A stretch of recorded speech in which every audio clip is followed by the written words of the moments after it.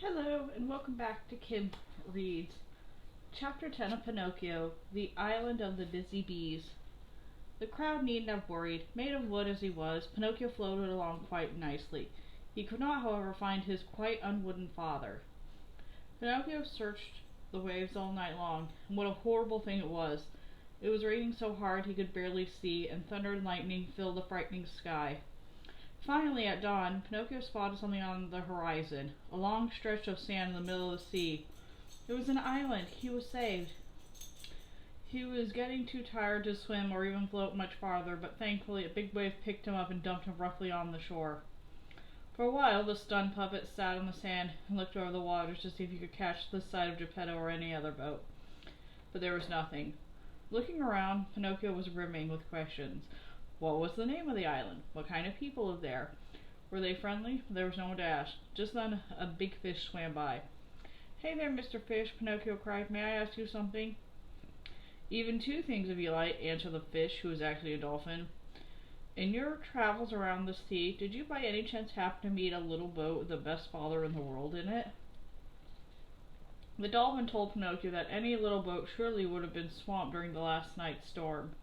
What's more, any fantastic father within such a boat surely would have been swallowed up by the terrible shark that was known to swim at sea. "The terrible shark?" Pinocchio gasped. The dolphin nodded. "The shark," the dolphin explained, "was bigger than a 5-story building and had a mouth and stomach so big he could swallow an entire train." Then, wishing Pinocchio luck, the dolphin turned and swam away. Before Pinocchio could do anything else, he had to find some food. He walked inland and finally arrived at a small town called the Land of the Busy Bees. Unlike the city of simpletons, the streets of this town were positively filled with people working. Pinocchio could not see one lazy bum among them. He felt a little out of place. But he was also incredibly hungry. The way he saw it, he could either work or beg for some food.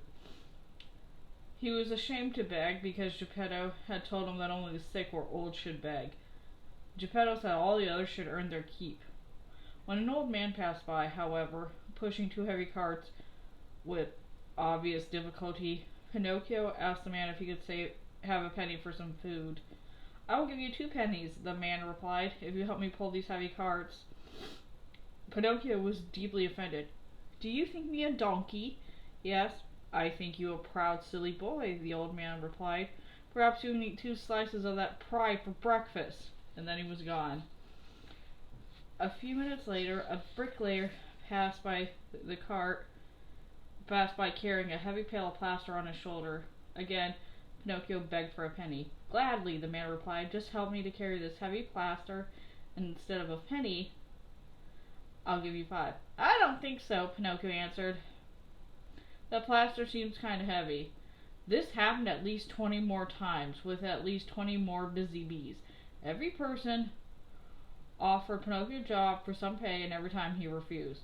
Finally, a little woman walked by carrying 2 water jugs. Pinocchio begged her for a drink. Surprisingly, this time he was not refused. The woman set her jugs on the ground and offered one to him. Pinocchio drank and drank until his thirst was completely gone. "Now, if only I could get rid of my hunger," he said. "If you help me carry these jugs home," the woman replied, "I will give you a delicious hot meal and some nice cake and jam for dessert." Not this work stuff again, Pinocchio thought. But by now he was so hungry he could no longer resist. He agreed to take the job and help the woman carry her water jugs home. Before he knew it, he had a full and happy stomach.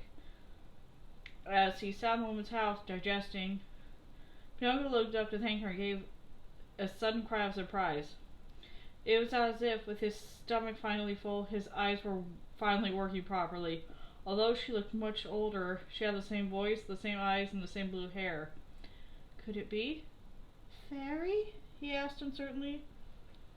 As Pinocchio started crying with joy and relief, the woman, who was indeed Fairy, started to laugh gently. "It certainly took you long enough to recognize me," she said. And that's the end of that chapter. I will see you later.